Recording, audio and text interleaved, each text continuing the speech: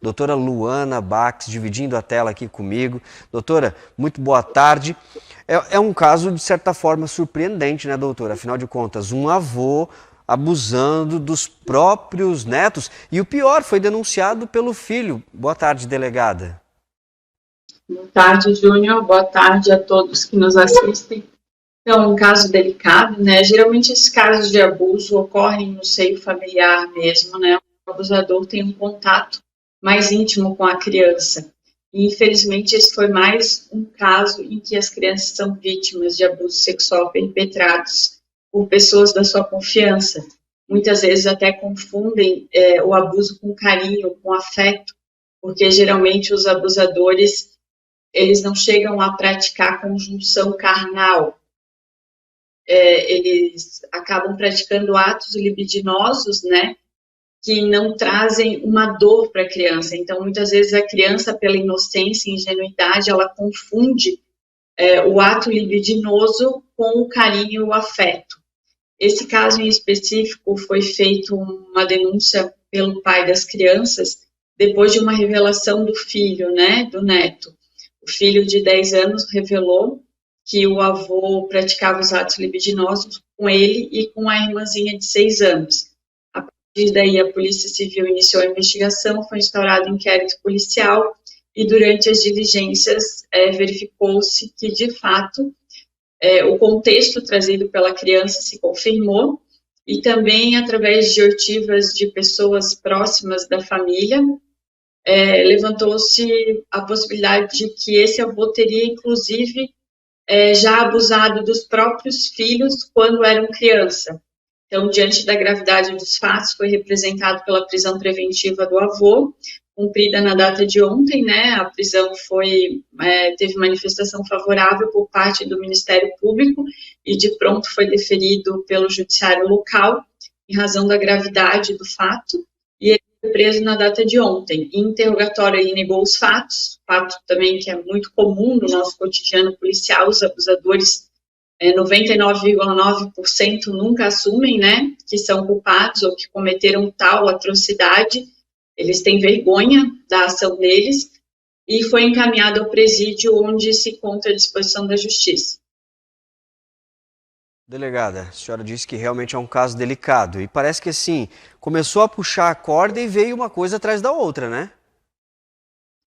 Um fato muito importante que acontece já há muito tempo é que geralmente esses crimes, como eles acontecem no seio familiar e não deixam vestígios, que é o caso que eu falei dos atos libidinosos, muitas vezes a família abafa o caso e ele não chega até as autoridades para ser investigado. Então, o que acontece? Lá atrás ocorreu um abuso, esse abuso não foi investigado, ele não foi punido, e uma pessoa que tem esse desvio de caráter, de conduta, ou que é capaz de abusar de uma criança, ela não abusa só de uma criança, ela continua cometendo os abusos, só mudam as vítimas, porque as crianças crescem, levam esse trauma para toda a vida, mas vem outras crianças da mesma família que continuam sendo abusadas. Então, o ciclo se repete.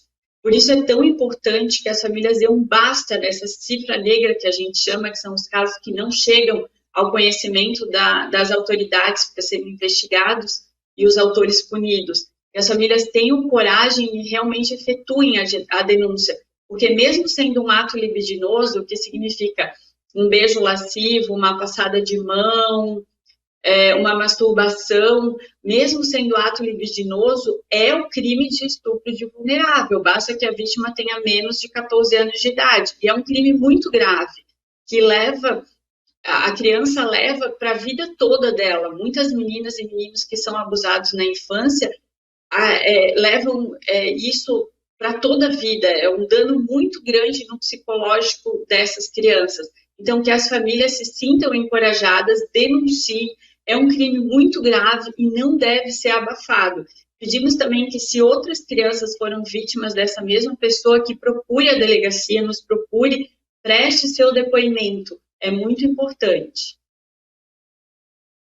Delegada, em casos como este, por exemplo, onde o abusador foi denunciado, o que acontece? Qual é o próximo passo, já que a polícia já sabe de alguns detalhes, mas novas informações chegam a todo momento. Então, ainda serão ouvidas algumas pessoas, né, notadamente as que possuem um vínculo de afeto ou familiar com a vítima e com o autor, e também foi representado pelo depoimento especial das crianças. Então, deve ocorrer aí, feito pelo Poder Judiciário, depoimento especial, né? É uma profissional indicada pelo juízo, então deve ocorrer o depoimento especial das crianças justamente para elas prestarem mais informações acerca de como, quando e onde ocorreram os abusos. Como é que a polícia chegou até esse autor? A partir do registro do boletim de ocorrência, foram efetuadas algumas diligências, confirmado no vídeo a criança relatando os abusos, parte dos abusos, assim, de forma sucinta, né?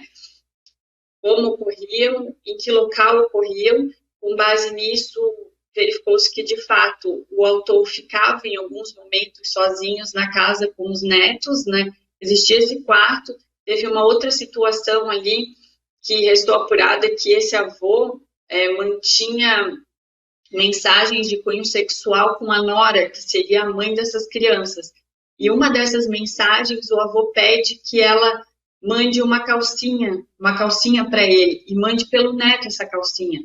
Então, foi uma série de indícios que culminou na certeza da ocorrência dos abusos por parte do autor. Tem uma pena prevista para esse tipo de crime? Tem. A pena, ela inclusive tem um aumento de pena por se tratar de pessoa do convívio familiar.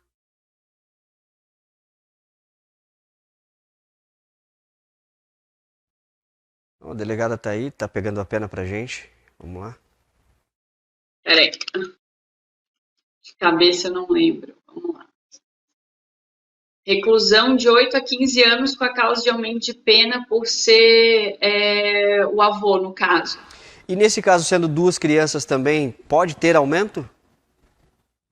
Pode, porque justamente no depoimento especial é que a profissional habilitada para isso vai tentar extrair da criança quantas vezes aconteceram, né, os abusos que configura a prática reiterada, e aí nós temos a questão do crime continuado, né, então não foi só um crime, dependendo da quantidade de crimes, tem um aumento na pena. Obrigada. A mãe dessas crianças aí também pode vir a ser arrolada nessa condenação, até justamente por conta desse estabelecimento de vínculo ou até um relacionamento com o avô das crianças? Então, restou apurado que a mãe não tinha conhecimento desses fatos, né? A mãe não tinha conhecimento dos abusos. Ela mantinha mensagens pelo WhatsApp com o sogro, mas também não foi confirmado que ela mantinha um relacionamento físico com ele. Mas foi confirmado que ela não tinha conhecimento da ocorrência dos abusos. Nesse caso, então, ela está, de certa forma, livre de qualquer tipo de suspeita. Sim, não, ela foi ouvida como testemunha. Testemunha não comprometida por ser mãe das crianças, né? Ele já foi preso. Como é que está a situação? Permanece? Vai esperar em julgamento? Possivelmente ele permanece preso até pelo menos o depoimento especial das crianças, né? Se confirmado através do depoimento o tipo de abuso, a forma como ocorria, deve permanecer preso durante a instrução criminal. Só que aí depende do Poder Judiciário, né? Foge da alçada da polícia. E nesse caso especificamente, delegada, ele vai permanecer preso com essa possível condenação, mas há, assim, outros indícios ou agravantes que possam fazer com que a própria delegada aumente a pena, aumente não, né? No caso a delegada, faça com que a pena seja mais rápida possível, o decreto, né?